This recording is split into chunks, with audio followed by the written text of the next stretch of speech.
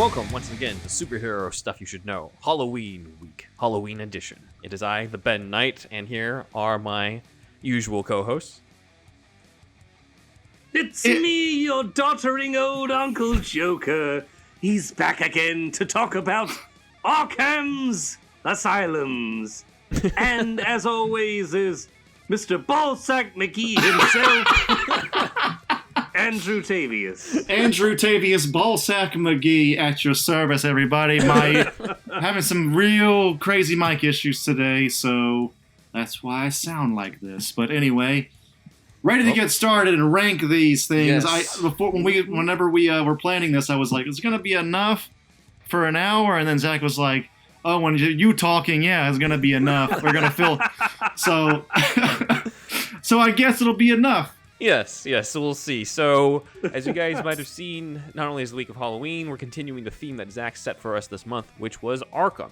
So, we decided to rank all of the Arkham Asylums in live action, and take a page from Andrew's episode of ranking the different Superman video games by doing ranking videos of all sorts of stuff from the Batman universe.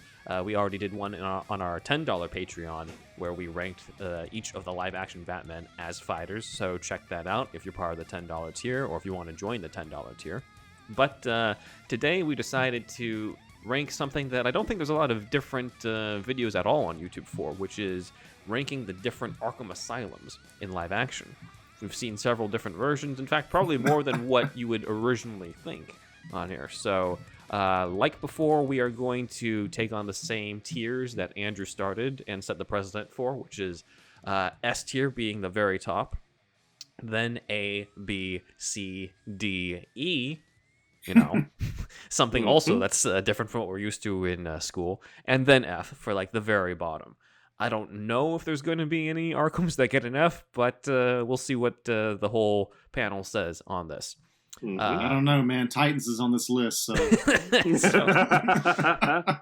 So we have 9 different Arkham Asylums to talk about in live action, which again seems a lot more than what you would think on this one. And we're actually going to go in reverse chronological order here because we just want to spice things up, and because we felt like that was probably best given our own opinions on the best Arkham Asylums on Earth. So we will start off soon on this, but I would say that Arkham, it's almost surprising just how many there are and also how little there were, because I think the biggest missed opportunity is the fact that we didn't get one from Tim Burton in the movies and stuff, even though Arkham had already been established at that point on it. But I would say the one that we got here on the thumbnail that Zack helped us put together is probably very close to what it could have looked like. This is concept art, I believe, from Barbara Ling, who was the production designer on Batman Forever and Batman and Robin. So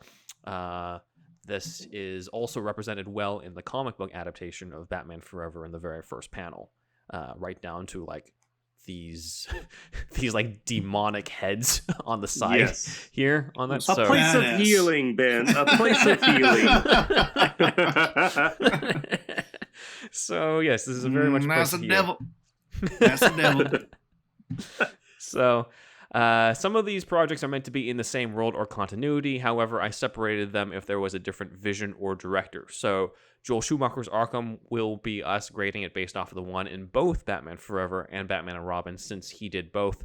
But Suicide Squad and Zack Snyder's Justice League's Arkham were done separately with different directors, like David Ayer and Zack Snyder. So I put them as separate. And then for TV continuities, I just put them all in the same thing, because even though some of them changed, sometimes it was just literally like one shot of Arkham that I just didn't think we would have enough to rank off of. So I'm going by continuities when it comes to TV. In terms of ranking criteria, I feel like we're going to be ranking these based off of which ones you feel best convey the Arkham you imagine from the comics. How badass they are. And how badass they look. Badass they look. Yeah, that's it. This one wins already. Yes. S tier right here. Everything is spiky. So we're going to go in reverse chronological order, as I said, just to spice things up, starting with our first candidate, Arkham State Hospital from Joker 2019. Technically, the latest version of Arkham since Zack Snyder's Justice League, even though it wasn't released until 2021. That was shot in 2016. and the TV versions we're going into all debuted their Arkhams before the release of this film. So this is technically the latest interpretation of Arkham Asylum, at least until we might see the Matt Reeves version, if we do see one, in The Batman. Yes. Set during a time where Bruce Wayne is young and his parents are still alive, Arkham State Hospital is designed by production designer Mark Friedberg, and it is the real-life building of the Brooklyn Army Terminal in Sunset Park of Brooklyn in New York City. So this is a real building that they just put Arkham State Hospital on, probably using some form of CG, because I doubt they carved those letters in real life on that. So one thing to point out is something that I think Zack has said in the Arkham episode that he did, which is that this is probably the one that most resembles the original Arkham Hospital from Batman 258 in the original appearance, right down to the name, Arkham Hospital, as well as the fact that it looks relatively like a regular building. Yeah, unassuming. Yeah, very not at all the haunted house with the spiked demon heads that we saw in the thumbnail. Ben, do you think that Gotham is in Arkham State? Because this is Arkham State Hospital. So what is that saying? Is that saying that Gotham City, the state that Gotham City resides in, is Arkham? I don't know. Is this like a fictional state? That was something I was thinking about. That's a good question on that. I don't think know. maybe it's just it's a state hospital, but the Arkham is still the family name. I hadn't thought about that before. Possibly. I think that's probably it, Ben. Yeah. I mean, that's how I interpreted it anyway. Mm-hmm. The state of Arkham, the 51st state in the United States, and with the worst crime ever. Yes. All right, so we do see... Roll up your windows when you drive through there. Arkham State Hospital is mainly featured in the scene where Joaquin Phoenix's Arthur Fleck tries to collect the file on his mother and ends up stealing it. It also seems to be at the end where Arthur is revealed to be in a mental hospital. However, the hallways look very different. Much cleaner. Yeah, in the previous scene where he steals it, it seems like the walls are like this yellowish brownish color, very dirty and stuff, whereas the final scene, they're all pretty much white and very sparse and stuff. But it could just be a different section of the hospital. Yeah. So that is where it's mostly used. I will also go into the different interpretations of the inmates and the staff members. So in Joker, the inmates are Penny Fleck, the young version of his mother, as we saw in this flashback, as well as potentially Arthur himself at the end after he becomes the Joker, depending on your interpretation of the meaning of the ending and how much of the movie was real or not. But assuming that everything is real, he seems to be in some sort of mental hospital at the end. We're assuming is Arkham. In terms of staff members, this is interesting that we found, but the staff member interviewing Penny Fleck is a Dr. Benjamin Stoner. Benjamin Stoner is a comic book character who specifically becomes the villain Anti-Fate in the comics. What? Yep. Interesting. So, Did not know that was an Easter egg, this guy right here. Anti-Fate has a cameo in Joker 2019 of all the people to put in that very hyper-realistic 1970s inspired movie. But that's deep cut that they put in. So wait, he's against Dr. Fate? He's against Dr. Fate, yeah. Wow. He's Anti-Fate. Yeah, but he was an Arkham Asylum doctor in the comics, so that's probably why they drew off. Oh, that's kind of cool. Yeah, so... that is cool. So that is the Arkham version of, the Joker version of Arkham, I should say. So let's go a little bit into the rankings. I would say, here's what we'll do. I'll start, then Andrew, and then Zack as our resident Arkham expert will go last on it. But let's go then into the different verdicts. So I personally think this one almost kind of has an excuse, which is that it's set during the time before Batman's even showed up. So yes, it does seem like it's the most boring version of Arkham, but it's also supposed to be. Like, it's meant to take place when Bruce is still a kid. It's meant to be in this realistic world from 1981. Yeah. So I'm going to be a little lenient on this one. If this is like the Arkham from the Batman or something, then I would be a lot harsher. But because it's supposed to be way beforehand, it's like right around the time where Joker, I guess, presumably leads Gotham into becoming even more of a crazy shithole than it already was. I'm going to be a little lenient. I'll give this one a C. There's potential for it to turn into a bit more of an Arkham that we know and love, but we haven't really seen it yet. It's somewhat generic, but it has some potential to it. But since that potential hasn't been realized, I'll just go right in the middle with an average of C. Andrew, what do you think? It's not badass enough, Ben. I need some demon heads on that thing or something. No, okay. Well, seriously though, folks, I think it's from the Joker's perspective in this movie. Everything is, well, how do I say this? It's been a while since I've seen it, but it's just so drab and sterile, and that's definitely the point, and obviously a very realistic interpretation. So if we're going by badassness, it's an F. But if we're going by how well it fits into its own movie, how well it meets its own goals, it's probably an A then, really. So, you know, I'm betwixt on this one. I'll go B, actually. Oh, okay. Yeah. Zach? I think I'm going to go B as well, because I think you have to look at it within the context of its own film, and this is set in like a pretty, you know, standard reality.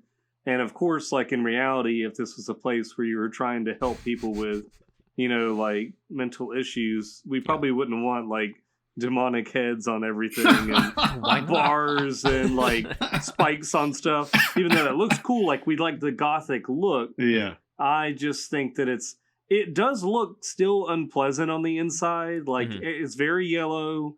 It's just kind of like drab and dirty. And I feel like that it fits within that Gotham that's also still very dirty. This is like a dirty place.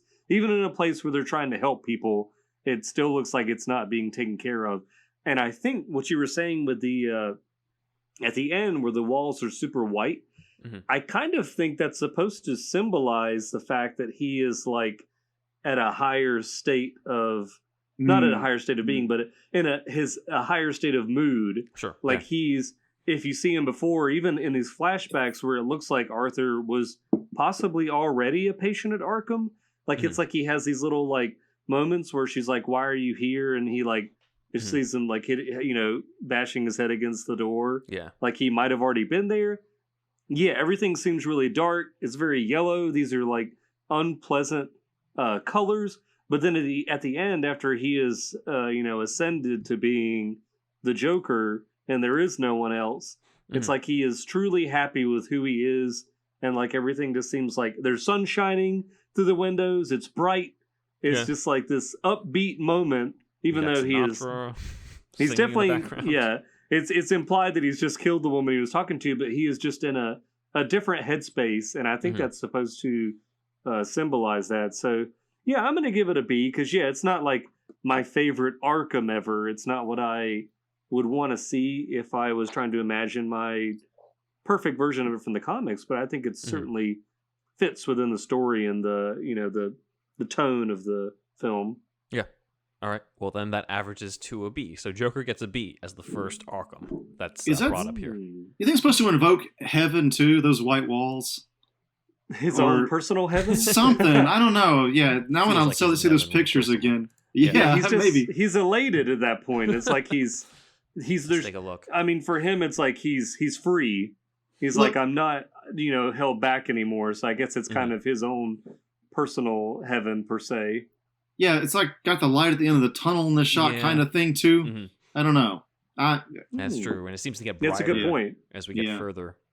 Yeah. Yeah. It's a good point. That's definitely a good point, Zach. All right, so Joker gets a B. Let's move on to the one before that, which was the one from the Arrowverse, Arkham Asylum for the Criminally Insane, as it's called. First seen in the crossover Elseworlds before it showed up in the Batwoman TV show. In the Elseworlds episode, the production designer was Richard Houdelin, I believe is the pronunciation. And the patients there were given the sort of red jumpsuit outfits that you kind of saw in Batman Begins. Batman Begins, yeah. Exactly. So in the Elseworlds crossover, Oliver Queen walks through a hallway with the patients indicated on the doors to be the following list. O. Cobblepot, the Penguin. P. Isley, Poison Ivy, who will be in Batwoman Season 3. B. Carlo, Clayface. S. Kyle, Catwoman, even though I don't think Catwoman should be in Arkham, but okay. E. Nigma, Riddler, and M. Guggenheim, in joke for the most evil of them all, Mark Guggenheim, the showrunner for a lot of these Arrowverse shows. Oh, that's pretty funny though. That's he put good. himself Yeah. in there. Let's have that. Let's have some fun, guys. Yeah. Is Berlanti in there too? We did not see that. It was just M. Guggenheim, and I'm like, wait a minute. So that's what we got for that. But we did actually get to meet a couple of the inmates, as well as different products, or not products, but different gadgets from different people, including Bane. But we did get to meet Roger Hayden, aka the Psycho Pirate, a major character in the Crisis on Infinite Earths comic, but did not show up in the CW Crisis on Infinite Earths for other reasons, but oh well. And then the other is actually Nora Freeze, who we see on the right here for the YouTube visuals. Nora Freeze, who seems to take her husband's gimmick of using a freeze gun and has her own confrontation against Killer Frost of Freeze versus Frost, I guess you could say. Nora Freeze herself becomes the villain Lazara in the comics, who has almost the opposite of powers with like fire or lava type stuff. So that's interesting. Also, Jonathan Crane, aka Scarecrow, is hinted at when his fear gas hits both the Flash and Green Arrow in the crossover, and they end up hallucinating their greatest fears. So they are represented. The Elseworld crossover also introduced the main staff member, Dr. John Deegan, played by Jeremy Davies, who is a version of Dr. John D, aka Dr. Destiny. He, of course, ends up getting locked up at the end and becomes an inmate, which continues the tradition of Arkham administrators becoming inmates. Right. Funny enough, Jeremy Davies also played the character of Richie Simpson in the TV show Constantine, as well as voiced Richie in Justice League Dark, which Andrew and I went over in the Patreon. And in Justice League Dark, Richie gets taken over by Destiny, the new 52 version of Dr. Destiny. So Jeremy Davies, I guess, is the man to get if you want Dr. Destiny. So that was in the Elseworlds version. And then Batwoman sort of spun off from that Elseworlds. So the Batwoman version sort of has, the production designer changed to Ian Thomas, and they needed a real-life location. So the real-life location is Crease Clinic in Riverview Hospital over in British Columbia. So we're over in Canada for this one. This version of Arkham continued with Batwoman has Maxie Zeus in it, because he's mentioned in a newspaper as being an inmate, and Tommy Elliott, who gets captured by Batwoman herself and is sent to Arkham before he ends up turning into Hush when he's there. Then the Crisis on Infinite Earths crossover happened, where everything changed in all the different Earths. So Arkham kind of changed a little slightly. As you can see, the building and the visuals that we have here looks a little taller, a little different from the one that we kind of saw in the previous one. But I mean, it was so far off that they kind of got away with it, I would say, on it. So this Arkham has a whole variety of different inmates as part of them. So as we can see here, Tommy Elliott became Hush. So this is their version of Hush with the bandages and the coat in the background. The major villain of Batwoman, Alice, is there, as well as her associate Mouse, who's on the right here. And he's kind of their version of Jane Doe from the comics, where they're taking off people's faces and pretending to be them. Additional patients were Tim Teslo, the Titan, who's an original villain. Magpie was part of it. Duella Dent was in there, known as the Joker's daughter, but in the show she's called the Serial Slasher. Nocturna, the vampire-type supervillain, is in there as well. So these are all deep divey Batman villains they put in there, but they have some of the more famous ones. I think that's Dula, Ben. Dula? I thought it was Dula Duella. Dent. It's kind of like Duel, because it's supposed to be what, like Harvey Dent, or isn't that really his daughter or something like that? Duel, two? Yeah. I see. D-E. I didn't want anybody to get you in the comments. Duella Creville. Yes. Let's see. It also had Cersei Sionis, who is actually, in this continuity, the daughter of Roman Sionis, and her death in Arkham turns her father into Black Mask. And Black Mask becomes the villain of Season 2 of Batwoman until he's locked up at the end of Season 2 with the mask attached to his face permanently. Joker, whose real name is said to be Jack Napier in the Arrowverse, just like in the Burtonverse. Awesome. Joker is believed to be locked up in Arkham, but is revealed to have been possibly killed by Batman, according to Luke Fox. So who knows what the hell's going on there. Lastly, in terms of staff members, the main one we meet is Dr. Butler, but he is killed and his face is removed so that Mouse can take over his disguise, which is similar to Arkham Asylum Living Hell, which is what Jane Doe did to Dr. Carver, as Zack covered last time. So, anyway, this is the CW version of the Arrowverse. Lots of different inmates, some of whom we end up meeting, but many of them are sort of obscure Batman characters. If we were to sort of sum up this version of Arkham Asylum, we spend a fair amount of time in it, and for me personally, I think this one's okay for a CW budget. It's a little closer to the comic book one compared to the version that we saw in Joker. So I think there's also a level of different expectations when it's a CW show, so you're not really expecting a ton of crazy shit in there, or like a complete representation of the Arkham from the video games, and that type of thing. So for what it is, it's not particularly memorable, but it fulfills its purpose. So I'll give it a B. That's my ranking for this version. Andrew, what do you think? It's like 2 and 1, basically, right? For this one? Kinda. I mean, it's sort of changed a little bit, but like there wasn't really enough contradiction for me to treat them as two different ones. It's supposed to be in the same universe. So. Yeah. You get a grade on a curve, too, because it's for TV. The budget's just not the same. So they just get a real-life location like that one in, what was it, British Columbia? Yeah. I don't know, man. My gut says D. it's Why that fine. They're fine. It seems fine. I don't know. All right. I'm going to give it a C. I actually like all the nods to the different characters, but I'm going to take away points because they put Penguin and Catwoman in there. Yeah. That's dumb. They don't belong in Arkham. But yeah, I do think it's cool that they like had all the nods to the different comic book characters, some of them more obscure, and I do like that it looks kind of, the outside does have a slightly gothic appearance, and the inside looks pretty dirty and everything like that. So sure, it looks pretty cool. I think we are going to talk about another television version that I think is better, so I'm going to give it a C. All right. So we'll put that there. I'm actually surprised this is lower than Joker's, but all right. So we got the Batwoman Arrowverse version at C and Joker at B. So this is interesting. The next one is another television one, which is Titans. So Titans did premiere their version of Arkham Asylum in a hallucination at one point. So let's take a look at it there. In season 1, in the finale, in the episode called Dick Grayson, we saw Arkham Asylum, presumably where the dream or nightmare version of Batman goes in and kills a whole bunch of inmates. So the production designer on this was John Dondertman. And this is, as I said, it was basically seen for this hallucination. However, they need to show a real Arkham Asylum in season 3 when Dick visits Arkham to consult the Scarecrow, who's kind of used as a Hannibal Lecter type character to sort of help out at the GCPD. So they actually changed locations. I did not realize this until our research assistant Dan let me know, but this is a different building in season 3. Wow. I mean, kind of looks somewhat similar on this until you take a look at the different, specifically different like sort of mini towers that are there. They're farther apart in the new one. And we finally did get to see the Arkham Gate in season 3, as opposed to season 1, where it's just at the top of the building. Here. Starting to feel like the gate is as important as the building itself. Yeah. For Arkham. Sometimes just set dressing so you don't have to go inside. Yeah. Oh, yeah, this is Arkham. Yep.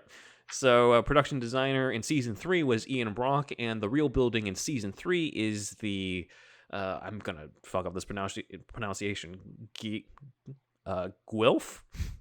Gulf? I don't know. Guelph? Guelph? I don't know. It's a correctional center. It's a real life correctional center in Ontario. I'm sure there's a bunch of Canadians who are going to be hounding me in terms of my pronunciation. Guelph, maybe Guelph. Yeah, maybe Guelph on it. But yeah, this is what it is, and that's the outside. So let's take a look at the inside. Interior of the hallways. Season 1, it was shown in hallucination, so that's why you can't see shit.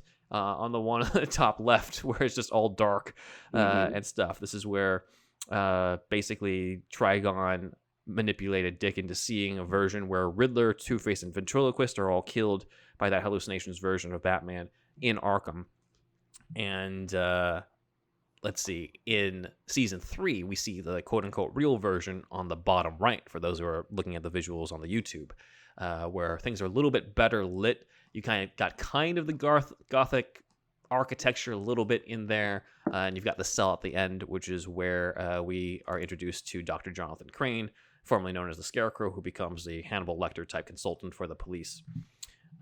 Season 3 also reveals that there is a Lazarus pit underneath this version of Arkham, which Jonathan Crane conveniently uses to resurrect Jason Todd and turn him into the Red Hood. So this is the Titans version of it, and honestly, I find this one really dull, personally. Yeah.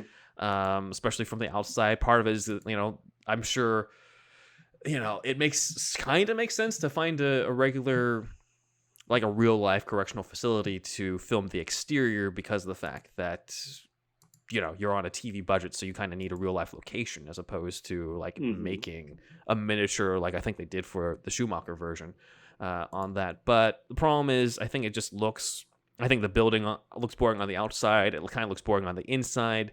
Yellow jumpsuit basically just means it might as well be Blackgate Prison. It's like it just seems very. I feel like the best Arkhams are like have a little bit more of a haunted mansion vibe versus a prison vibe. You kind of need to have a good balance of both, as well as stuff you would expect in a mental hospital. So you kind of you're combining like 3 different types of visuals there, and sometimes that can be difficult. But here it's just like, it's a prison. Boom, the end. I'm like, I don't know, it just looks dull to me. And also the fact that a Lazarus pit just happens to be planted under Arkham is ridiculous. So I already have a lot against the show when it comes to the Batman characters, so this one gets a D for me. Andrew. F. I'm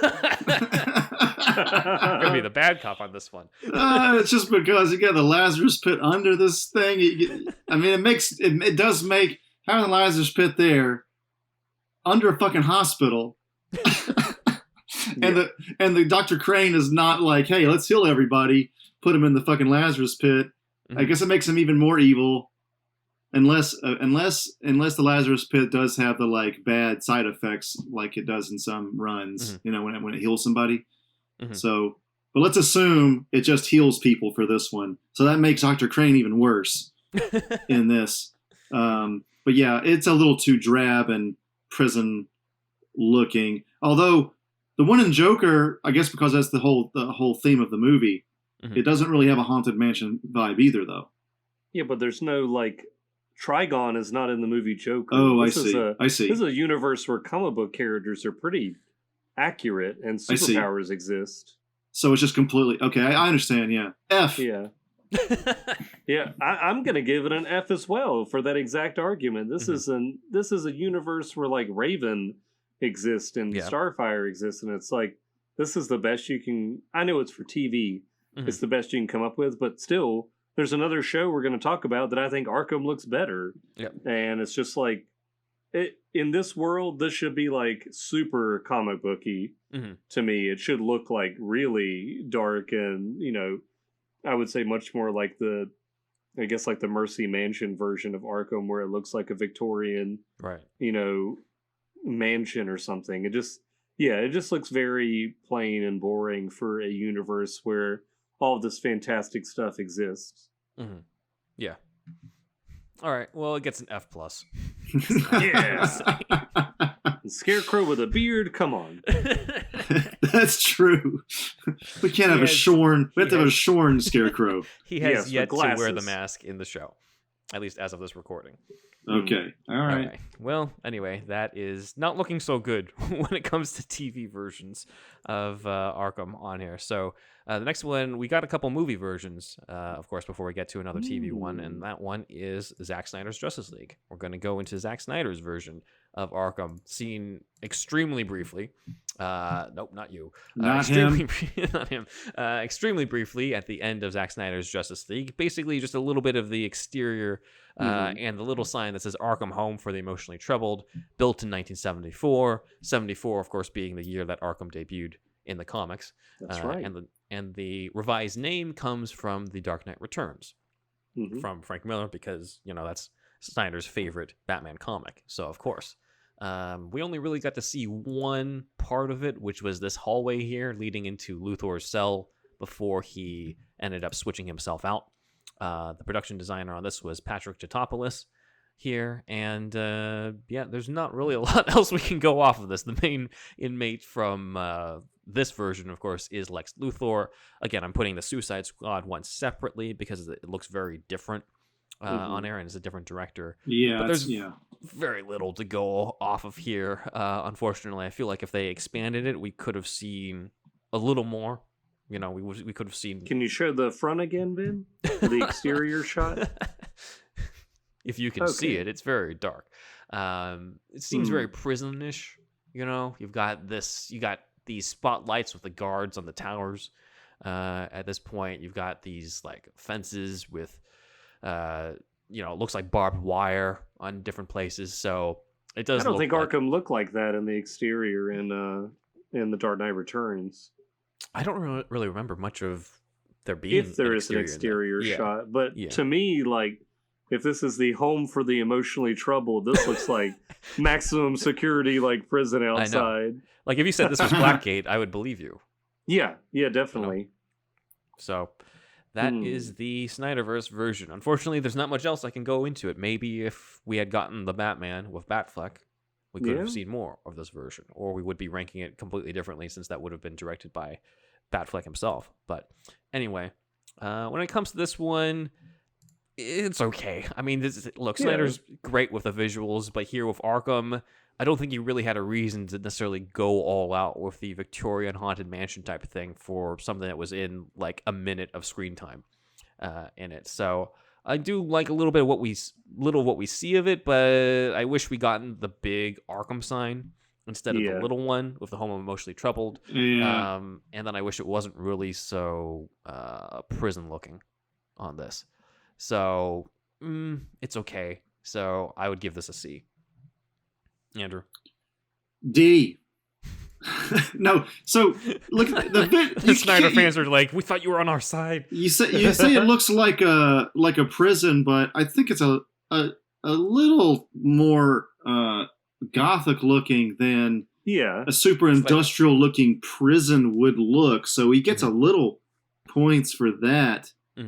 But yeah, I'm not sure if a whole lot of money went to this also because it only had like less than a minute of screen time, right? Yeah. So it just wasn't a priority for Snyder, and he got his little sign in there, the Frank Miller thing. So yeah, I'm talking myself into a C, I think. Let's do C. I'm gonna give it a C as well. That's what I was thinking the whole time. Yeah, I think it's okay. I do like the exterior. I think I was just picking on it because it does seem to contrast with the name, and maybe that's on purpose. It's supposed to be kind of like funny. Yeah, it's fine for what it is. You know, I think there's nothing I can really say about it because not much of it exists, at least on screen, for us to really judge. Are those guards posted there in the Dark Knight Returns comic? I don't think there's even much of an exterior in the comic. It's mainly in the comic. It's like a bunch of doctors on staff and the patients, and that's it. I don't think there's. It really does seem more like I guess like a more like a mental institution. In the Dark Knight Returns, like there are just other patients there, and they're not like super criminals or anything like that. But I feel like the exterior in The Dark Knight Strikes Again, as bad as that comic is, looks very like gothic and like a tower. Or something like that. So and that's in the same continuity. So I don't know. Yeah, who knows? The guards posted up too also reminded me of the game. I think. Oh yeah, that's kind of true. I think maybe that's a game influence. I don't know. Yeah, there were guard towers within like the grounds of Arkham Asylum. Yeah. All right. Well, then Zack Snyder's Justice League gets a C. So that's placing it right next to the Arrowverse version. But we are not done with the DCEU. We are going to dive into the one from Suicide Squad, at least the version that we know. Boy. So let's take a look at the one from Suicide Squad from David Ayer. Here we go. So here it is in its glory from production designer Oliver Scholl. This is the first shot we got of Arkham in the DCEU from David Ayer, and it looks fantastic if you don't actually want to know what the hell it looks like. Just completely dark and stuff. This is after the neon sign that says Arkham flashes in the shot in it. Yeah, so I think this is a brightened version of the shot Okay, that's a little better. It's a little better on it. So we now have the sign that says Arkham Asylum outside. We still have sort of these almost prison-like lights on the outside there, and it looks a little bit more gothic than the other version. I'm gonna guess, Ben, that this is all computer generated. Probably, There's no physical location. Yeah. So the inside of it looks grimy and stuff, but we didn't really get to see much of it. We know that there is electroshock therapy going on because that's what Joker uses on Harley. The main staff member, of course, is Harleen Quinzel, and the main patient we met was the Joker, as we see here in the straitjacket. So this is on screen for about the same amount of time, if not slightly more, probably a little more than Snyder's, actually. Maybe like 1 minute more. So there's, again, not a lot to go off of on here. However, if I were to put this in rankings, we see a little bit more of the standard Arkham imagery in this version than we did with Snyder's, honestly. And it's, it's appropriately grimy and dirty on the inside, and we do have a legit staff member from the comics, and they had to sort of do the Mad Love origin story. It's subjective of how well they did with the origin story, but you do have to say that they did it in Arkham Asylum over here. So again, there's not much to go off of. I do like that there's the Arkham sign out front and the rundown nature of the inside. So I feel like this is like a low B for me. Andrew. I was literally just thinking B too. I have not seen this movie since the theater. I never wanted to see it again. Don't see it again. Nope. So I'm glad we have the visuals here today. So yeah, I mean, I guess, man, it looks cool. The super dark image was really dark, but it looked kind of cool enough, I guess, for me. So I don't know. I think it's a B. I don't know what else to say. I think it would have been better if the sign had stayed neon. Just flash back and forth. That would have been interesting, yeah. I'm going to give it a B as well. Even though I don't like the movie, if I'm just judging it on its aesthetics purely, then it's pretty damn close to like the video game as far as like the texture and the look of the inside and, the exterior. And I do like that Joker, which I'm assuming all of the Arkham inmates are given sweatpants to say Arkham on the side.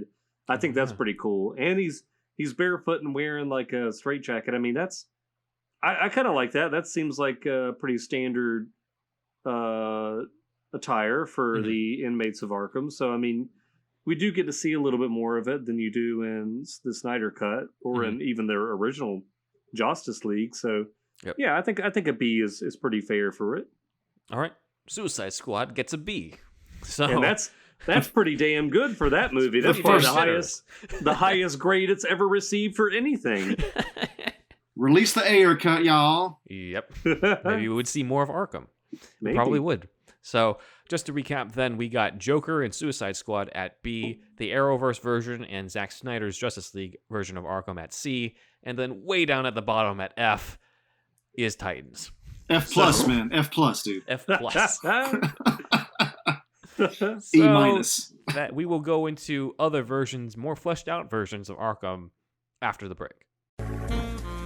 Here at Chat of the Wild, our Game Club podcast, we have been using our lens of truth to do deep dives on the Legend of Zelda series, in order, covering 1 to 2 dungeons each episode. Our show also looks at Zelda-likes, such as Crusader of Senti, Golden Axe Warrior, and the bizarre journey of For the Frog, the Bell Tolls. Join us right now as we play Ari and the Secret of Seasons, our first new release since Season 1, or check out our past seasons breaking down nearly 20 action-adventure titles. New episodes drop every Wednesday, here on the Greenlit Podcast Network.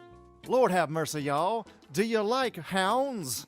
Do you enjoy pooches? Do you find yourself enjoying time spent with that of canines? Talking about dogs, y'all. As you might have heard, Superhero Stuff You Should Know has now teamed up with Barkbox. For every month, you get a box for your special canine. Pooches. Or hounds. That's right. 1 free extra month if you go to barkbox.com/superherostuffpod. Follow the link and you'll get a free extra month valued at $35 and valid for all multi-length plans. So get the Barkbox for your hound, for your pooch, for your canine. Your doggo will thank you. All right. And we are back, and Zack has flattened himself after being tossed over by the Joker. And Andrew is swimming, it looks like, in the water moat around Arkham Asylum. That's right. I'm a T-Rex now. I'm wrangling everyone back to the asylum as we talk about ranking the remaining Arkhams on television and film. So, just to recap, we are at Titans is at an F, Zack Snyder's Justice League and the Arrowverse version are at C, and Suicide Squad and Joker are at B. Probably the few topics where Joker and Suicide Squad get ranked with the same grade. So, Yeah. moving on to the next is Never thought I'd see it. Yeah, I know. This metric we got going on. Yeah. So we're going to go into the Arkham Asylum from the television show Gotham. This Arkham Asylum was featured in all 5 seasons of the show, set in the time right when Bruce's parents are killed and he undergoes training to become Batman, with the finale taking place in a time jump forward to Batman's debut in Gotham. It's probably had the longest screen time of Arkham Asylum than any other version, because a lot of time was spent here on the villains, because a lot of the villains were regular characters in the show. The production designer was Doug Craner, and the real building here is Bailey Seton Hospital Stapleton in Staten Island, New York. Production designer was Jonathan Crane. So the patients' uniforms here are kind of in the standard prison garb of black and white, funny enough, on it, but there are a lot of different patients here with familiar names, one of whom is Barbara Keene, Jim Gordon's ex-fiancée turned mob boss turned anti-heroine. By the end, it was weird.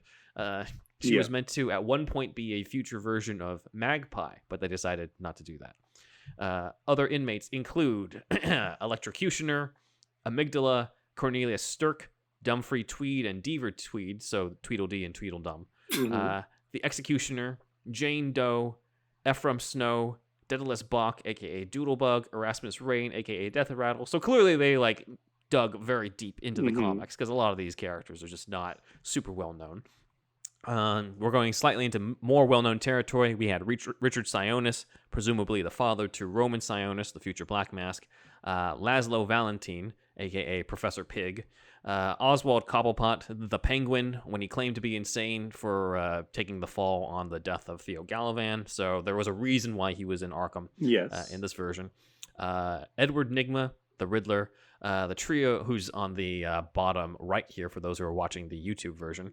And the trio that we see here at the top, which is Jervis Tetch, the Mad Hatter, Jerome Valeska, the brother to the Joker and the predecessor to the Joker, and Jonathan Crane, the Scarecrow, whose mask there is just a makeshift one when he's in Arkham, but that's not the Scarecrow costume for those looking at the visuals and aren't familiar. They did give him a legit Scarecrow costume in it. That's just what he looks like in Arkham, and it's still better than the one in Titans. And then of course Jeremiah Valeska, the real Joker, and Sharon. Sharon was an inmate in Arkham.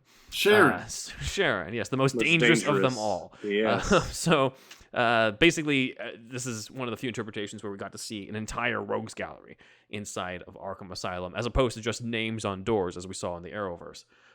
Among the staff featured were James Gordon himself, who at one point is demoted into becoming an Arkham guard, which I thought was kind of a cool idea.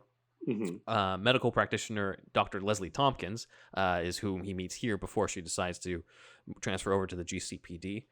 Dr. Jerry Lang, who's killed by the Electrocutioner, Warden Quimby, Dr. Ethel Peabody. These are all original characters, but the most important member on staff is, of course, Hugo Strange, Chief of Psychiatry, played perfectly by B.D. Wong, frankly. Dr. Strange uses the underground lab underneath Arkham Asylum that's called Indian Hill in order to resurrect the dead and create more of Gotham's monsters on behalf of the Court of Owls. And these include Fish Mooney, who is Jada Pinkett Smith's character, Alice Tetch, Mad Hatter's sister, 514A, a clone of Bruce Wayne, Theo Gallivan, who became Azrael, Bridget Pike, Firefly, and Victor Freeze, who became Mr. Freeze, clearly. So this is the Gotham version, and way more fleshed out than a lot of the other versions because it had time to. It had 5 seasons or so. We got to meet the staff. We got to meet a lot of the inmates in and out of Arkham before they went into Arkham, during the time, and after when they escaped. So this is the most fleshed out version, and one of the rare times where we're going to see so much of it, or so much of the Doctor Strange in it or doing experiments that they probably wouldn't have time to do in a regular live action movie. So I rank this one pretty high. Honestly, it is a nice mix of what you're looking for and things you'd expect to see in a mental hospital with the kind of haunted mansion imagery you associate with Arkham. Yeah, the black and white jumpsuit thing is pretty silly, but that's the only minus that I have against it. So to me, this gets a solid A. Andrew. It's interesting. When we were going into this episode, I thought it was just going to be on the gates and the building, the architecture, you know? So this is about the people that make up Arkham, such as... A little bit, yeah. You know, the patients and the doctors and shit. So that's cool. Yeah, I mean, that Hugo Strange is great. So, yeah, I guess probably an A. Yeah. I don't know. I guess so. Let me see the gates one more time. I think the gates are as important, the most important part. One of the most important parts. All right, I'm going to pull it up, and as I do that, let's go to Zach. I'm going to go ahead and give it an E. I think it's one of my favorite versions of Arkham. E is on the very bottom. E's low. Oh, I'm sorry. What is the best? S. S. S. Yeah. I'm going to give it an S because I think it's really cool. Like, I think it's because we do get to see it so long. I like the exterior and the interior. I don't mind the black and white stripes because one of my other favorite versions also has inmates with black and white striped, attire. So I don't think that counts against it. Schumacher. Oh, I guess so. I just That's thought of right. the straitjacket. No, I always picture the thing, but I forgot about Batman and Robin. Yeah. Yeah, they do have the black and white stripes like a traditional prison outfit, and I don't know. I just like that kind of visual motif, anyways. But yeah, the interior. I remember a lot of times like the windows would be like yellow. It reminded me of like Batman the Animated Series, like stained glass. It would be like yellow and like the kind of mesh wiring in front of it, and and the basically being able to introduce Hugo Strange into live action. I think it's just really cool. There's as bad as the series got, or as disappointing as it got. I think visually, Arkham is one of the highlights of the show. Yeah, and I do like seeing all the Rogues Gallery in there. I even like that they have makeshift versions of their costumes. Like Jervis Tetch has like a paper hat. Yeah, that reminds me of like the comics when he has like a paper hat because he, it's all he has. So I don't know. There's just a lot of really great callbacks to the comics in that show. So as many faults as the show has, I think that Arkham is still really nice. So I'm giving it an S. Nice. Wow. Nice. Great gates. Yep. It's really great gates. I like this crow that's up here. Let's give the crow a name, dude. We've got the lanterns as well, and just the building itself is kind of an interesting mix of the regular hospital building type exterior, but with some of the gothic look at the very top as well. And I have a feeling some of this is just a mix of what the real building looks like, plus production design, plus CG or something. Because I doubt that's what it really looks like in real life. But that's the Gotham version. It definitely does not look like a place of healing, which I think adds some points for me. Yeah, in general, you kind of need it to have that gothic look, Yeah, there's a juxtaposition. Yeah. So Gotham gets a high A. So Gotham right now is at the top. All right, so let's go back then to the next interpretation, the one before it, which was Nolan's version in Batman Begins. So this one is kind of surprising that it's only really in Batman Begins. You would think that it would have been in the other movies, but I wish it was. Yeah, I wish so, and we could have seen the evolution of it. But we can only really judge it based off of the one that I'm going to pull up here, which is, there we go. This is from production designer Nathan Crowley, and the building itself is the National Institute for Medical Research in London. Now, one of our commenters, Walter the Wobot, said, quote, "Back in 2004, my mother was staying in an old Victorian hospital in the UK that sat atop a steep hill. The rear of that building, from which I always approached, looked near identical to the building Nolan filmed at for the exteriors of Arkham Asylum and Batman Begins. It's since been converted into expensive apartments." Well, I believe, Walter, you might have been at the National Institute for Medical Research, because that's what the building is, and it has also been torn down. So unless there's another hospital that looks exactly like it that was also converted, I think you were at the actual place. So that's pretty cool. That is cool. This Arkham played a major role in Batman Begins. Located in the Narrows, this was the first time we actually got to see Batman inside Arkham in the big action sequence about 2/3 of the way through. On staff, of course, is Dr. Jonathan Crane from Cillian Murphy, who becomes an inmate after being outed as the Scarecrow. Among his patients are Victor Zsasz, pictured here, Carmine Falcone, when he thinks that being in Arkham will help him avoid prison, but ends up getting a taste of his own medicine, literally. Thomas Schiff, who is the Joker henchman played by David Dastmalchian in The Dark Knight, who the one that Harvey basically interrogates and goes crazy on, is said to be an Arkham prisoner. And if you consider the animated movie Gotham Knight to be canon, Killer Croc was in here too. So that's true. That's another possible inmate if you consider it to be canon. Killer Croc might seem not to jive with the Nolan aesthetic though, but yeah. And as mentioned before, we have the red uniforms that we would also end up seeing in the Arrowverse on here. So a slightly different take, a little bit more of a rundown. There was no Arkham sign at the front, I don't believe. It's just basically this building. You have that image of Batman running through Arkham, Ben, where he's got like the doors on the sides of him. I only asked Dan to give us just a general picture of the hallway, but I should pull that up in a bit. But yeah, that's one of my favorite parts, I think, in Batman Begins, when that music's playing and he's like running through Arkham and escaping and stuff. Yeah, you don't see much of it, but I do remember that part. Yeah, I think that was a good point. I think a lot of people speculated about like, ooh, who are the people inside of the cells, because you kind of see some of them. And they're just I love when they're like looking at him. There was like a fat dude in there, like, is that Penguin? Turns out it wasn't. He's fat. He must be Penguin.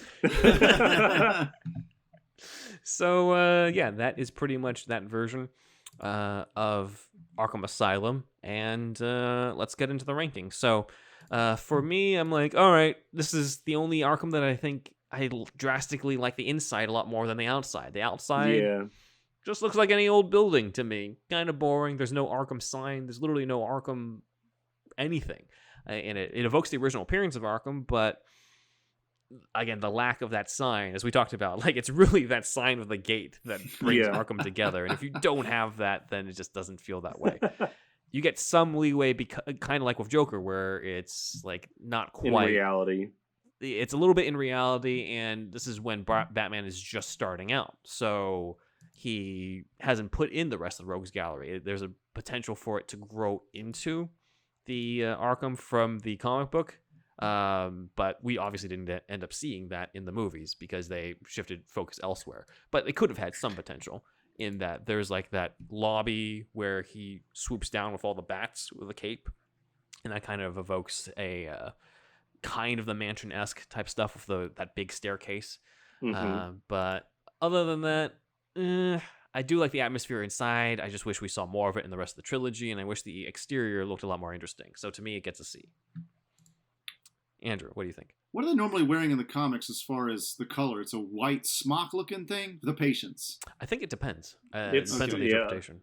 Okay. Yeah, up to different artistic interpretations, pretty much. Okay, so that's different almost every time. Got it. Yeah. All right. Yeah.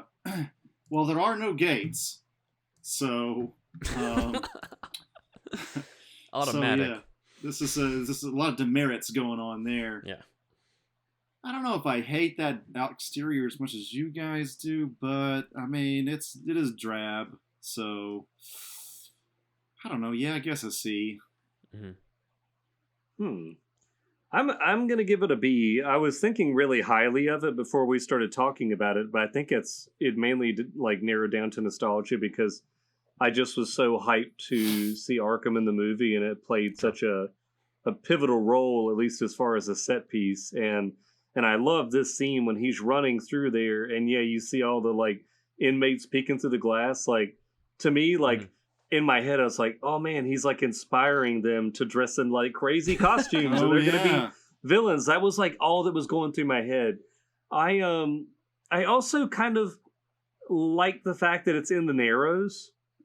Is that correct? Yeah, it's because it's in this part of the city that is like dirty and forgotten and impoverished. So it kind of makes sense that it's like in this like dirty little area of Gotham that nobody wants to go to.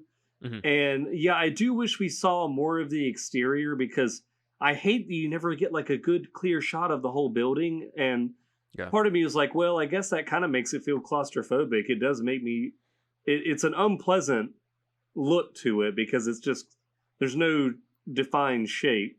Mhm. I kind of like in Gotham Knight, where I think it's Christmas Allen and Yeah. somebody else who I don't know if it's Montoya, but I think he's it's driving Ramirez. up there, Ramirez. So Mhm. he's driving up there with her to Arkham, and it is so much creepier in that movie. It reminds me of the first Halloween, whenever they're going up there Ooh. and like all the inmates are just kind of wandering around like I hadn't thought about that. Yeah. outside in the lawn. They Mhm. look so creepy at the beginning of that first story. Their like eyes are just lit up when the headlights go by them. So Mhm. if I'm trying to combine them together, it is very unnerving and scary. So I'm going to give it a B. Like I really do enjoy Batman Begins, and I love that it plays a central role in the story. So it Mhm. does look nice and grimy on the inside. I'm going to have to give it the same kind of grace that I do Joker, because Nolan Yeah. is very interested in making it feel grounded in Mhm. reality. So it does seem, I feel like, more unpleasant than Joker. It seems like less well run, especially when you see like the basement and they're pouring the toxin or whatever in the water. So Mhm. yeah, I'm gonna give it a B. All right. So with the B and the two C's, that puts it. We'll put it a high C that's above Yeah. Elseworlds and I mean Mhm. Arrowverse and the Zack Right. Snyder version, but still below Suicide Squad, Joker, and Gotham. Sounds good. All right, we got two more to go on here with the Arkham Asylums. And the next one is a bit of an obscure one, which is the Birds of Prey 2002 to 2003 television series. This was very short-lived. However, it did feature Arkham Asylum in a few episodes, rather than just an Easter egg. And I'm going to pull up the visual here, but you might find that the Arkham here looks very familiar, which is because they reused the footage of the exterior from the Schumacher movies, I Hey. believe. No. Yeah, they did. Because it was very tied into the 90s Batman stuff, they reused costumes of Batman and Catwoman from the previous movies. I believe the suit was the same one as the OnStar Batman, which Yeah. was the same suit as the George Clooney one, pretty much. And then the Catwoman outfit was taken from Michelle Pfeiffer's. And then you also had Alfred looking very much. It wasn't Michael Goff, but the actor looked a lot like him with like Yeah. the gray hair and the glasses, old dude look. So it's very much rooted in that in that version. So I feel like this is, if it was just the exterior, then we probably would just combine it with the Schumacher one. However, we did have time inside the Arkham Asylum. So this is the Arkham that we ended up seeing, with these sort of glass cells that are in the middle of the room, kind of like the cell that they put Hannibal Lecter in Yeah. 2/3 of the way into Silence of the Lambs on it. So the prisoners here are Larry Ketterly, who's on the top left, who is kind of their version of Scarecrow. He kind of does the whole like making you face your fears. Dark Strike / the Crawler, who's like a vigilante who kind of who has this alter ego of being a killer. And then on the bottom right here is the first live action version of Clayface in Birds of Prey, with his own little clay sculpture there. And he is revealed to be the killer of Catwoman in this version. The production designers here were James Hinkle and Michael Helmy on air, who presumably came up with this design of the interior. But the main villain who was associated with Arkham was, of course, Harley Quinn. The first live-action Harley Quinzel, who is a lot less of a sidekick to the Joker and more of her own evil villain type, who is manipulating things behind the scenes and working as the Huntress's therapist and also manipulating her and stuff like that. So the main thing here, I think, are the glass cells, which are okay. Yeah. I don't think it's cool we get to see Clayface here, and Harley Quinzel was in charge of Arkham is kind of cool, and giving her in a very different role from the comics, but one that made sense. There's not really a lot of it. It's kind of a nice extension of what we got from Schumacher. So I'll just give it a B. What do you guys think? Andrew? Yeah, it's fine, I guess. So you saw all of this, right, Ben? This whole Back show? when it premiered, so I don't remember everything about it, but it was in maybe 3 or 4 episodes. Okay. I don't know. It's tough because I've never really seen this show, but I'll just give it. I'll give it a C. It seems fine. Yeah. Nothing really, adequate for what it is. Using the Schumachers as Arkham Asylum exterior or Burton's? Schumacher. Yeah. It was Schumacher's. Yeah. I mean, I guess it's fine. They just had almost no budget. It seems like to create something totally new. So, grading on a scale here. Yeah. I'm gonna give it a D. Because that show was bad, and Arkham. I find that a little bit lazy that it's just a color corrected image of Schumacher's Arkham. I don't know. Even the inside looks kind of plain. I will give it points that you do get to see a live action Clayface, and that's pretty cool. I wish they would have just called that guy Jonathan Crane. I don't know if there was some kind of embargo at the time on specific character names or anything, but yeah, I'm letting my memory of the show bring it down a little bit. So in context, yes, I think it's a D. I think we can agree it's no Gotham Arkham. No. In terms of TV versions. No. But it looks like it's still better than Titans. That's right. So somehow still better than Titans. BC. Okay, so I gave it a B. Andrew gives it a C, and you give it a D. So that puts it in C territory.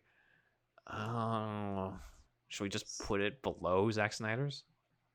I guess so. Yeah, because I think it's still somehow worse than Zack Snyder's brief glimpse of Arkham. So yes, because I don't think we gave D's for that one. It was just kind of it's a C on that one. So, right. All right.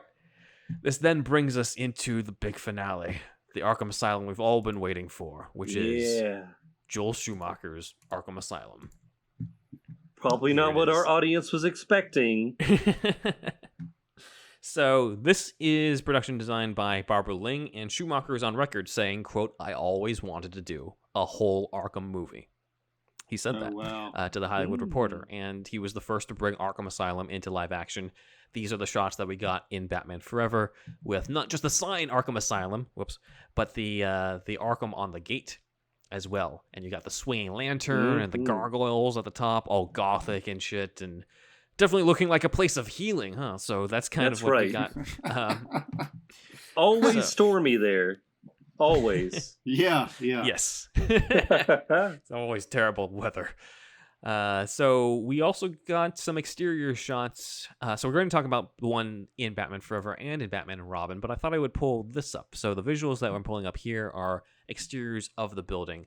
The Batman and Robin one we see on the right, and many fan edits use this shot from Batman and Robin, which is a very long sort of take that goes even further and further close up to the building before we cut to the inside. What's the one on the left, Ben?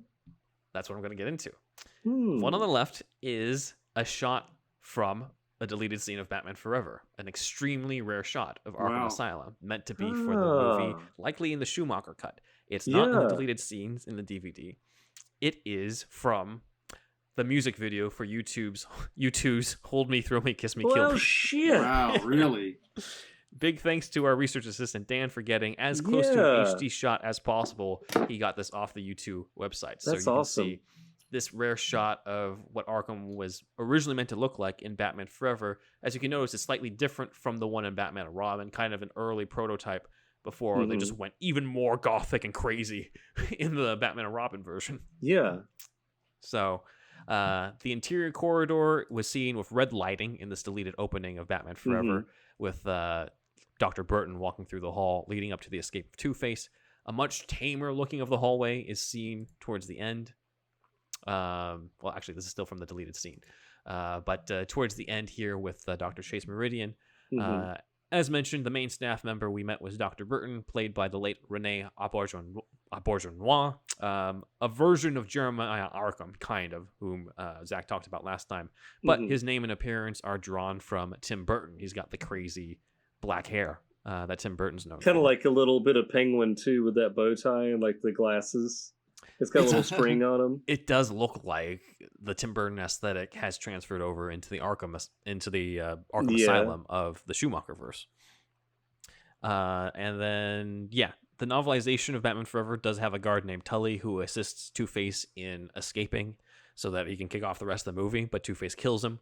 So that's featured there. And in the unmade Batman Dark Knight script that we covered, Jonathan Crane was a staff member working for Dr. Burton and ends up killing Dr. Burton and harming a doctor named Harleen Quinzel, who would become Harley Quinn in a later movie. But they never ended up making that one.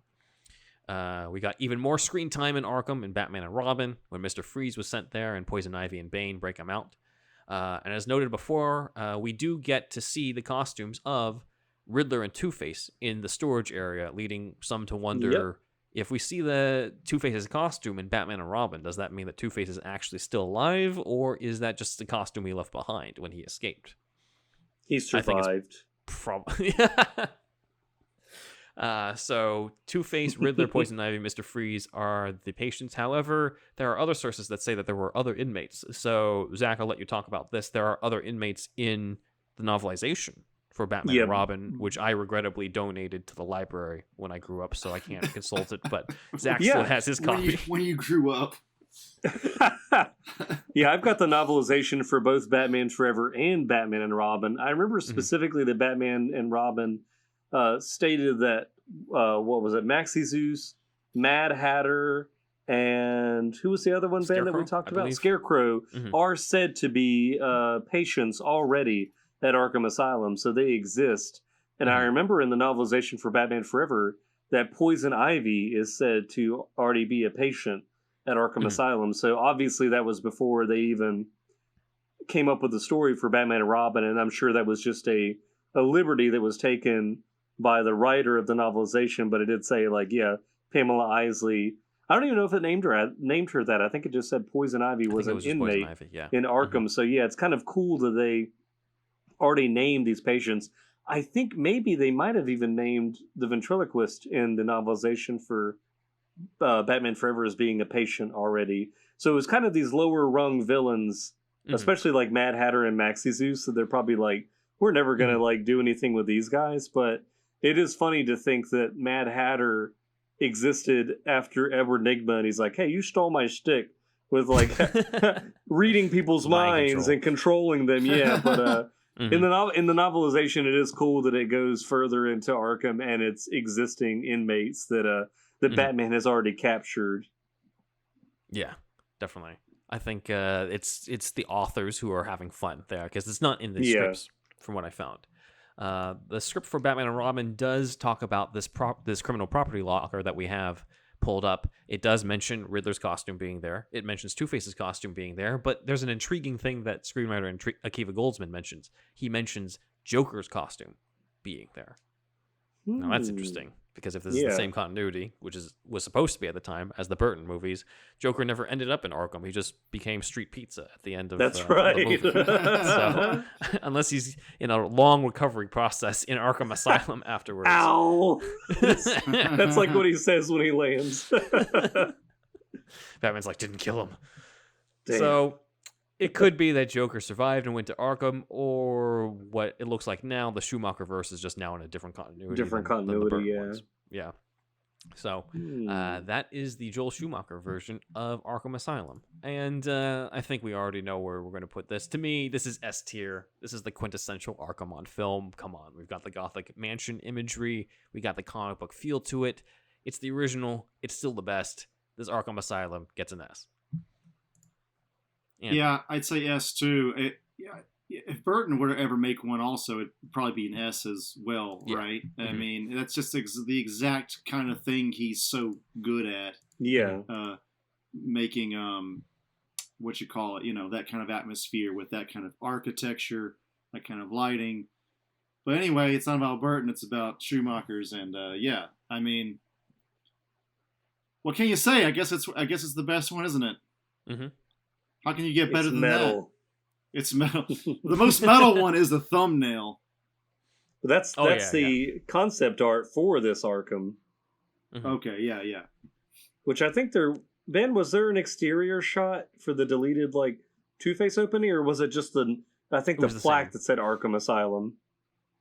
I think it's the same shots of the plaque and the gate with the hanging lantern. Because it was red lighting then, I remember that.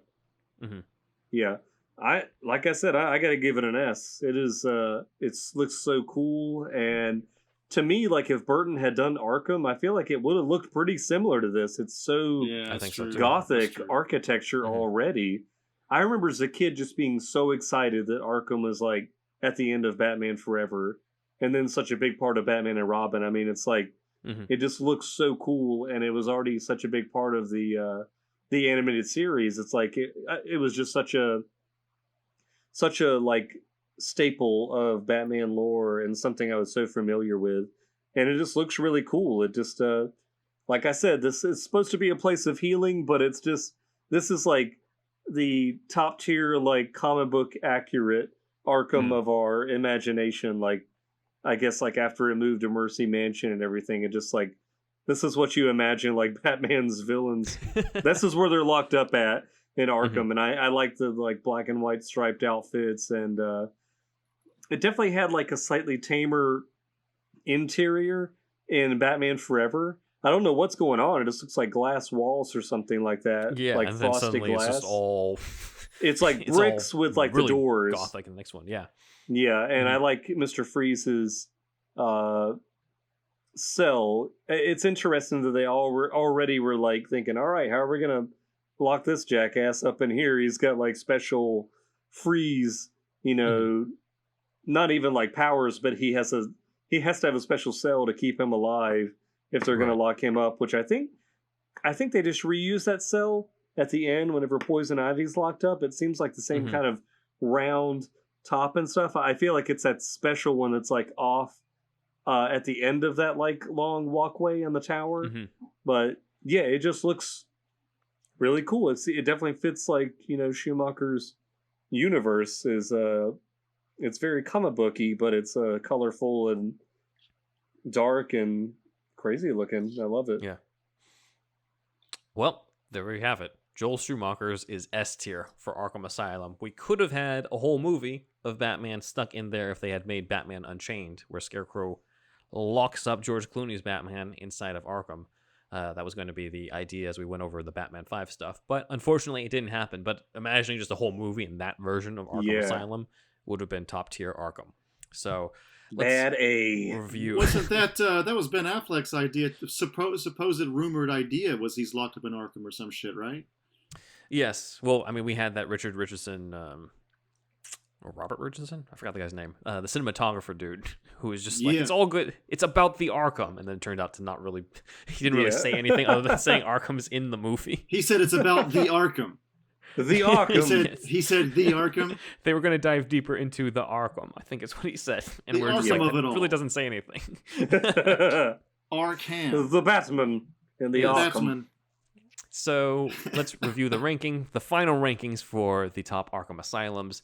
At the very bottom where it belongs is Titans at F. Then at C, we got Batman Begins, the Arrowverse version, the Snyderverse version, and Birds of Prey, the 2002 show, not the Birds of Prey Harley Quinn movie, which didn't have Arkham, at least not in live action form. And then at B is Joker and Suicide Squad. At A is the Gotham TV show. And at S, at the very top, is Joel Schumacher's Arkham Asylum from Batman Forever and Batman and Robin. This is And the only those are time I rankings. feel like that Suicide Squad is ranked above Batman Begins for any category. So this is history being made. Yeah, if anyone were to look at this visual, you'd have to explain to them Yeah. what is going Yeah. on here. Definitely needs context, this episode. Yeah. I originally was going to put the actual Arkhams in the tiers for those who are looking at the visuals, but when I put it together, you couldn't see shit. You could Nah. everything is like Yeah. most of them are like night, so you wouldn't be able to see anything. Dark. So this was a better representation of Right, where the right, rankings right. were for you guys watching on YouTube, and that is superhero stuff you should know. All right, we have a few fan comments, and I will have our doddering dear old Uncle Joker talk. But beforehand, of course, big thanks to our research assistant Dan for gathering the visuals on this for a lot of the Arkham, especially that rare shot of Arkham Asylum from the deleted scene of Batman Forever. That is extremely rare. So you Batman Forever fans and Release the Schumacher cut fans are had a nice treat there for that. That's right. But let's go then into the comments, starting with Jose. So, Uncle Joker, take it away. Jose Arocha, age 11, writing from Arkham State. Andrew should still read The Man Who Laughs. It might not be groundbreaking, but it's still a solidly written story. It's definitely worth it as an event following Batman Year One. And 45 years old, I'm not Chris O'Donnell, LOL. I was a senior in high school when The Man Who Laughs and Batman Begins came out. Feels like yesterday. Time flies. Anyway, another great segment. Now I'm going to go read Legends of the Dark Knight number 50. You know, I was in high school when Batman Begins came out too, so we must be around the same age, Jose. You're both 45 years old. That's right. Look at that. Wow. Amazing. I'll read it eventually, by the way. Sorry, I haven't gotten around to it. I forgot we talked about that. It was mainly included to have Jose's reaction to Zack being of that age. Yeah. But yeah, Jose, let us know what you think of Legends of the Dark Knight number 50 as well. Yeah. Which is the previous version of Batman meeting Joker for the first time. I was a junior in college in 2005. So you're 55-year-old. 55 years old over here. All right. Let's go into Walter the Wobot had an interesting comment that I thought we would include. You ready? Yes. Dear tottering old Uncle Joker, Walter the Wobot, age 7. 4 days ago, I'm not sure. Oh, sorry. I'm reading it exactly. It was posted 4 days ago from this recording. Sorry. I'm not sure. I'm not sure England can be called an island since it is bordered by Wales on the west side and Scotland to the north.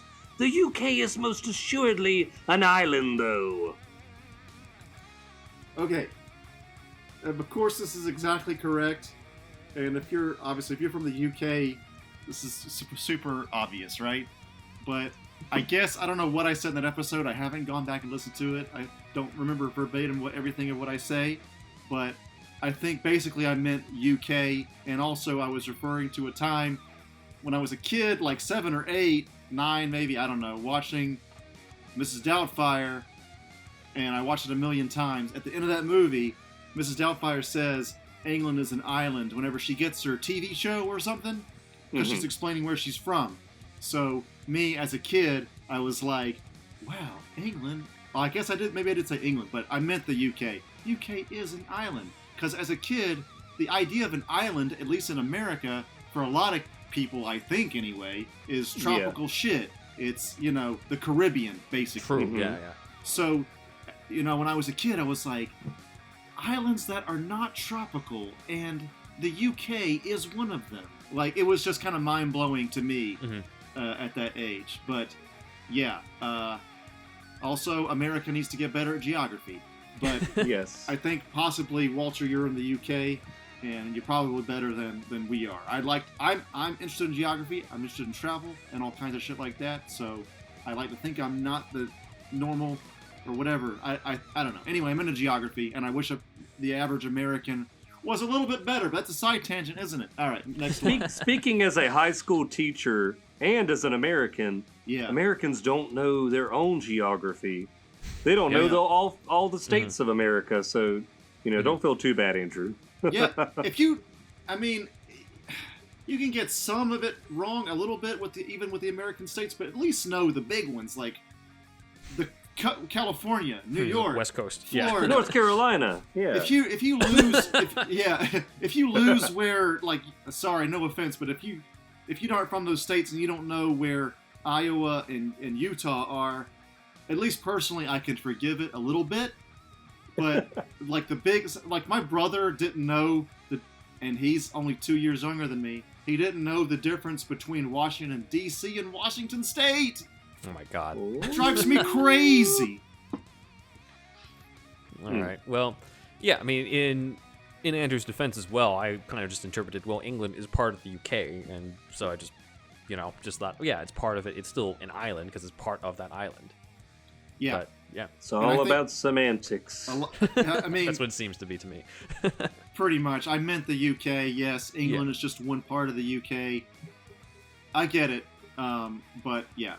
Anyway, thank you for your comment. He meant Walter. UK, everybody. I meant the UK. All right. All right. And then last comment is from Nathan Wade. I know that we laughed last time about William Dafoe, but I wanted to include a real, more serious comment on your comment this time. Dear Uncle Joker, you're my favorite. Nathan Wade, Totally age says 9. A thought occurs. With so many instances of Bruce gravitating towards bats or spiritual people attributing bats to him, that really makes the lead up to Barbatos make more sense. It's comics and a plot device, and all these stories don't happen at once. But this, I'm gonna shave everything into one Shove canon everything. approach. Oh, Shave. put Just on my shave glasses. Shave everything. I'm gonna shove everything into one canon approach is a universe that clearly will have Barbatos. All right, so he's not talking about Barbatos, the location. He's talking about the god. There's a sort of god demon type thing Yeah. called Barbatos that is tied into a lot of the Batman stories, thanks to Grant Morrison. That sort of presumes that it's kind of It's like metal, death metal and stuff too. and a little bit beforehand in Batman R.I.P., but essentially the Mhm. idea that maybe Barbatos influenced Bruce, that maybe he was the one who sent the bat through the window and that type of thing.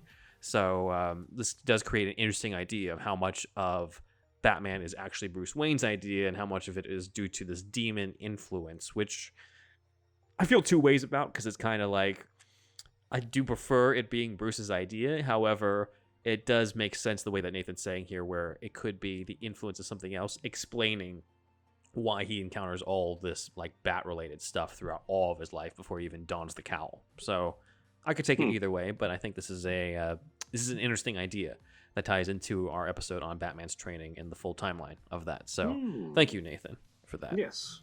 Thank you. And with that, on to the comments. I mean, not the comments. What am I We've fucking had talking enough about? The comments, Patreon. damn it. More, let's talk about geography a little more. I was just kidding. Barbados is located. Yeah, Barbados. Sorry. I do actually It's your like fault, geography. Walter the Robot. I do actually like geography. Whenever fucking Jimmy Kimmel, if you're from the UK and don't know this show, or any of those late night shows, and they interview man on the street segments, and they test people's geography knowledge, I know they're picking the worst ones, but damn, it is terrible. They're so bad. They don't know where fucking anything is. Whole continents and shit. Yeah. It drives me fucking nuts. Anyway, thank you for those comments, everybody, and thank you to our Patreon supporters that include Shasta Leomo, Super Inframan, Douglas P, Dan D, Aaron Willett, Nick Noir, Jesse E, Jeffrey R, Scott V, Asgers Webb, Jeremy H, Alex of the What Mean Podcast, Ian Justice, Jared P, Paul C, Jamie H, Rochelle L, and Tara M. And our other supporters, Spark Ageddon, SECT Productions, Robert Schumann, Kukid Nons, Matt Herring, Elijah B, Shamrock Balls, Ian H, Walter the Robot, John Wells, Rye Guy, Jackson Putnam, and Tway N. All right, we got some Billy Bob going on here. That's what All I was right. thinking. So, Billy Bob knows more geography than most people. That's So in Sling Blade. Shasta Army, everybody. I already did that shit. Oh, yeah, no, I didn't. Patreon.com/superhero stuff pod. $1 tier. That gets you the shout out. $5 tier gets you a whole other show every Friday. Usually an hour long or more. It's just like this, but $5 more. So, check it out. $10 tier. It's a monthly live show. It's the monthly meetup. We got one coming up, don't we, everybody? Or is it already out by the time we fucking release this one? By the time we release this one, it would have been done. But it's already you guys out. can still check it out in terms of the recording of it, but we are going over the funniest Batman Halloween costume fails Yes. that Zach is going to guide us through. Yes, guys. Zach will lead us on a journey. Journey of fails. Journey of fails. So, superhero stuff you should know merch. That's go to the Redbubble store at superhousepod.redbubble.com. Superherostuffpod.threadless.com. Still don't have Zach's on there on one of them. Redbubble's got it though, don't they? I think so. One of them has it. Man, Zach, All of our writers are going to be disappointed that their Uncle Joker is not part of the merchandise. they want us to change your fucking hair color or something. Like I submitted it, and it's like, it's too close. I was like, oh god, are you fucking kidding me over here? Anyway, artwork by Wolfie Cruz on those. But yeah, your merch is there. The merch is there. And then shame to all of our listeners that have not sent in some audio. Send in, hey, how about this? Send in a bold statement like, hey, I hate the Beatles. Or, some shit like that. Or it could be positive. Just some fucking wild shit. Or like... A hot take. Hot take. Send us a hot take, please. That would be funny. So, yeah. An audio of that, audio clip, send that to superhousepodcast@gmail.com. You will be on the show in that way. I'm Thunderwolf Drew on Instagram and Twitter. Go to my YouTube. It's Thunderwolf Lives. And thunderwolfdrew.com is my website. Amano Recon, AMANORECON.com. This is a short film I'm working on. It's going to be an Indiegogo project. Indiegogo is like Kickstarter, but a little more geared towards indie film. And this is an R-rated sci-fi horror comedy with a Power Rangers influence, but it's not a Power Rangers fan film. It's got an X-Files influence, but it's not an X-Files fan film. It's an original idea. There's aliens in it. And I think the tone is somewhere like Stranger Things, but possibly the characters are a little bit older. Maybe Stranger Things now, the newest season that's going to come out. I don't know. We haven't seen that yet. True. Yeah. 45-year-old 11. Yeah. So, kind of like that, if you can imagine it. It's coming. Just still working on it. Ben? Shout out to Comic Capital on Instagram, as well as the Everything Entertainment Club on Clubhouse. You can follow us on social media, on Twitter at SuperhousePod, Instagram at SuperheroStuffPod, Vero at SuperheroStuffPod if you want to yell at us for putting Zack Snyder's Justice League Arkham Asylum at C. The website is at my website is at benwanwriter.com. And my channel for YouTube is on somewhere in the description below. My personal Instagram is benwanwriter. My son's Instagram, my cat, Alfie Pennyworth Cat, is the Instagram handle for him, where you can check him out, where he's got bat wings on for Halloween, because he's Batcat now. And if you also have a Batcat or an Alfie or some sort of cat like the co-hosts of this podcast, then you can get Whiskerbox. And if you don't have a cat but you have a dog, you can get Barkbox. Why do I advertise these? Because they're affiliates of ours, and if you sign up with them through our special links, then you can not only get some special boxes for your cat or dog, but you can also help us out. The Barkbox one specifically is going to give you the first month off free, valued at $35. So please use the link that you can find over at our own link, superherostuffpod.com/shop, which has all sorts of other goodies for you, whether it's the link to Barkbox or Amazon products that we have affiliated with us, or eBay stuff with Batman memorabilia shit. All of that is there at superherostuffpod.com/shop. Over to Zach. Well, if you'd like to see more of me, but not really me, but the things that I make, you can go to ZacharyJacksonBrownArt.com. You can buy t-shirts or prints like some of our listeners have, I found out, so that's pretty cool. Woo! And you can also follow me on Instagram, TikTok, and YouTube.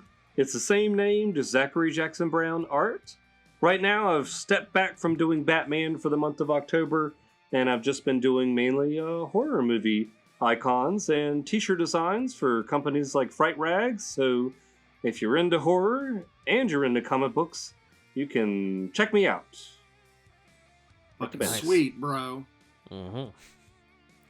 And that'll do it. So thank you for joining us on this special Halloween episode into the live-action Arkham Asylums. A lot more Arkham Asylums than we thought going in, but I'm glad we did this. And I want you to do us a favor. I want you to tell all your friends about us.